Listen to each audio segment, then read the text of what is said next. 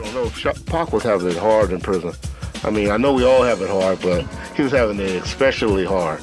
There was rumors of things that happened to him out there that y'all done heard. I've heard a few rumors, but I never believed Like beating him up or something? All right. But anyway. Anyway, man, I want to know. You ain't getting me speaking on that. Oh, he's getting poked in his booty. So anyway, go ahead. So we reached out to him and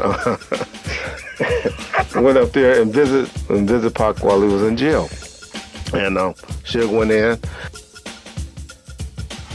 We'll find it. You would know firsthand as an officer, is there police corruption within the LAPD? Corruption in law enforcement goes hand in hand. And for a lot of officers, it brings out the worst in them.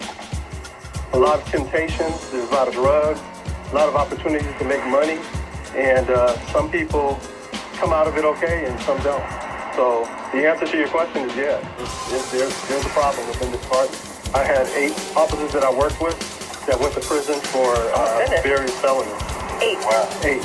Did any of them work with Death Row? Yeah, they did. In fact, the whole influence of Death Row on LAPD, particularly the black police officers, is very interesting. Black officers were working off-duty jobs at movie theaters, auto body shops. They were making between $17 to $20 an hour. The white officers had a monopoly on the better off-duty jobs. They were working for celebrities. They were making like $50 an hour. And the black officers were kept out of that. But Death Row Records wanted to hire exclusively black officers. So all of a sudden you had officers now who had the opportunity to make $75 an hour under the table, tax-free. And so these officers were welcomed into that whole hip-hop community. And not only were they working for them, but they accepted them and they became part of the entourage. So now they were celebrities.